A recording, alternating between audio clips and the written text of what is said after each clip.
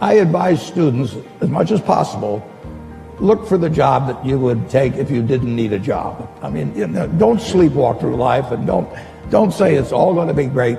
I'll do this and I'll do that, and I'm just marking time to get to be older. That, as I've told people, that's like saving up sex for your old age. I mean, it just is not it is not a good idea. Yeah.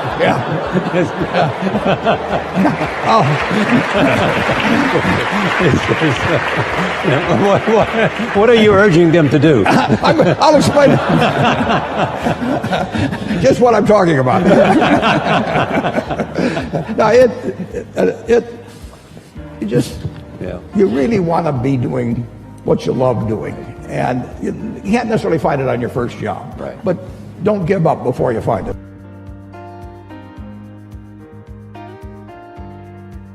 If there was one concept that I would suggest to people to take a daily confrontation with, is fear. The problem with fear is that it lies, right? So fear tells you, hey, if you say that to that girl, she's gonna know she has you, and she'll never really be attracted to you if she knows how much you attracted to her. Don't say that. No, how we get her is when she walks by, ignore her. Right, it's a it's like pop it on your shoulder. Fear tells you dumb like that, right? So for me, the daily confrontation with fear has become a real practice for me since about three years ago. I went skydiving in Dubai, right? And skydiving is a really interesting confront with fear, right? So I gotta stand up. I'm sorry, I gotta stand up. All right. So all your friends, what happens? You go out. I dropped my thing. Yeah. So what happens is you go out the night before, and you take a drink with your friends, and somebody says, yeah, we should go skydiving tomorrow. And you go, yeah, we'll go skydiving tomorrow. Yeah. And you go, yeah. And everybody goes, yeah. Right? And you go home by yourself. You're like, Right? You're like, well, I mean, they was drunk too.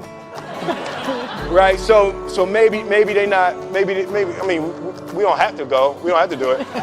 So then that night you're laying in your bed and you just keep. And you're terrified. You keep imagining over and over again jumping out of an airplane, and you can't figure out why you would do that, right? And you're laying there and you have the worst night's sleep of your life, but you still have the hope that your friends were drunk, right? So you wake up the next day and you go, down, and you say where you were going to meet, and everybody's there. You're like, all right, cool, right? So you get in the van, and you don't know that your friends had the same night that you had, because they're pretending like they didn't. They're like, yeah, man, my uncle's a Navy SEAL, and this is gonna be great. I've been looking forward to this. And you're like, oh my God. And your stomach is terrible. You can't eat and everything, but you don't want to be the only punk who doesn't jump out of this airplane. So you get there, and then you have this safety brief.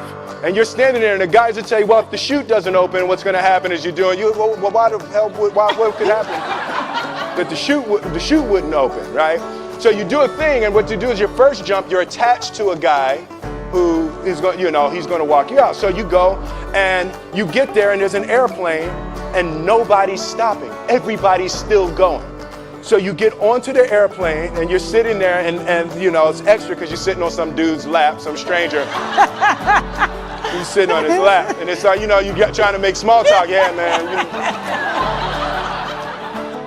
So you be jumping with people all the time, huh? Right? So, and then you just want to make sure, you got kids, right? You got people you need to see, right? You just want to make sure he's serious, right? So you get in there, so everything's normal. So you fly and you go up to 14,000 feet, and you notice there's a light. It's red and it's yellow and green, right? So right now the light's red. So then you start thinking at some point the light's going to go green, but you don't know what's going to happen, right? And you wait, and it goes yellow, and the light goes green, and somebody opens the door, and in that moment you realize you've never been in a freaking airplane with the door open. Right? Terror. Oh, sorry, I'm spitting. I'm sorry. Oh, sorry. No, terror, terror, terror, terror. Right? So you go, and then, you know, if you were smart, you sat in the back so you don't go first, right? And then people start going out of the airplane. And you go, and the guy walks you up to the end of the thing, and you're standing and your toes are on the edge, and you're looking out down to death. And they say, on 3. And they say, 1, 2, and he pushes you on 2 because people grab on 3, right? Right? And you go, and you fall out of the airplane, and in 1 second, you realize that it's the most blissful experience of your life. You're flying, right? It doesn't feel like falling, right? It's like you actually are kind of held a little bit by the wind, and then you start falling, and there's zero fear. You realize that the point of maximum danger is the point of minimum fear. It's bliss. It's bliss, and you're flying, right? And you're doing that, and then 20 seconds, 25 seconds, 40 seconds, and you have enough time to just kind of be like, oh, that's that building, that's not like that one. Oh, you can see the ocean, right? You start doing all of that, and the lesson for me was, why were you scared in your bed the night before? What do you need that fear for? Just don't go. Why are you scared in your bed 16 hours before you jump? Why are you scared in the car? Why could you not enjoy breakfast? What did you need that? The fear is fear of what? You're nowhere even near the airplane. Everything up to the stepping out, there's actually no reason to be scared. It only just ruins your day. You don't have to jump. And then in that moment, all of a sudden, where you should be terrified is the most blissful experience of your life. And God placed the best things in life on the other side of terror. On the other side of your maximum fear are all of the best things in life.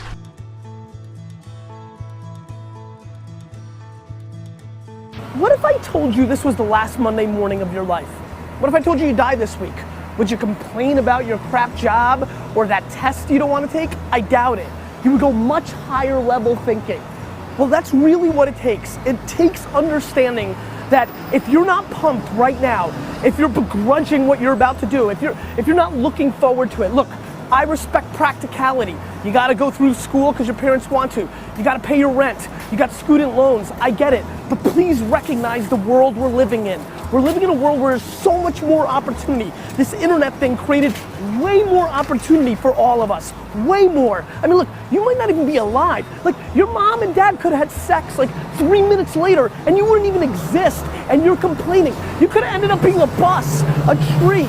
I just don't get the mentality of being head down sad on a Monday morning. I'm gonna make Monday morning my bitch. I'm gonna make you Saturday Monday morning. That's what I wanna do every morning, and that's what I want from you. Please take a step back and think about how awesome it actually is. And then recognize that you can attack the world in a totally different way because you were lucky enough to be born during this era.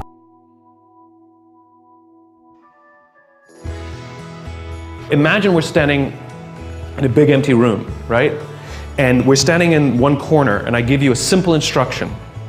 I want you to go to that corner in a straight line, right? Off you go, no big deal, right? Without telling you, I slip a chair in front of you. What do? You go around the chair. Now you just disobeyed what I told you to do. I told you to go to that corner straight line. But this is the amazing things about human beings, which is when we're given a clear destination, we use our own creativity and our own sense of innovation and our own problem-solving abilities to overcome obstacles to get to the destination. In other words, the destination is more important than the route, right? We are flexible about the route. We are obsessed with the destination. Reset. We're standing in the corner together, and I give you a simple instruction. Go somewhere in this room in a straight line. And you say to me, well, where do you want me to go? I'm like, I don't know. You're smart, figure it out. Go in a straight line. And so you pick a point and you start walking. And without telling you, I put a chair in front of you. And what do? You come to a grinding halt. And I say, what'd you stop for? You go, well, you put a chair in front of me. Or you'll make a sudden turn and go in another direction, right? And this is the problem. It's the same obstacle. The difference is when you have a clear destination, the obstacles become easy to overcome. When you don't have a clear destination, you keep coming to a grinding halt. And what we do in our companies is we're counting the steps we're taking along the route, but we're never looking at the destination, right? So a company says, made $1 million this year, we were only planning on making 800,000. Like we took 10 steps, we're only planning on taking 8. Where are you going? No clue, right? We count the steps. And so the point is that people want to feel that the effort that they're exerting actually are moving somewhere. And so successful measurement, successful recognition is not just for the steps you take. It's not just for the effort. It's that the effort you exerted moved us closer to where we're trying to get to. And that get to should be some crazy ideal. My ideal is to live in a world in which the vast majority of people wake up every single morning, inspired to go to work and fulfilled by the work that they do. And the couple of measurements that I use are if the book is selling, and by the way, people ask me, how many have you sold? I have no clue. I've never asked the publisher because I don't care. I really don't care how many I've sold. What I care about is the Amazon rankings and that those are going steady or up and not plummeting, because that means other people, right? Because I don't have a publicist, I don't have a marketing strategy on purpose. I didn't hire one of those companies to sell the book for me. And the reason is because I'm not interested in book sales. I'm interested in the spreading of an idea. And so I just use that as a metric to help me understand, am I sort of marching because the more I preach, is it resonating? And so you have a couple of these imperfect measurements that help you understand, are you going along the way? So it's not just great effort, look what you achieved, because that's what we're doing now. Right? Our goal is to increase top line revenues by $50 million. For what reason? Right? Which is, we have to know the destination, and then we say, amazing, you took us that much closer. And if we go to the right, it's because we were overcoming an obstacle. If we hadn't gone to the right, we would have been stuck forever. Thank you. It's not always straight lines. It's not always straight lines. But it's in one direction. She's pulling the cane out.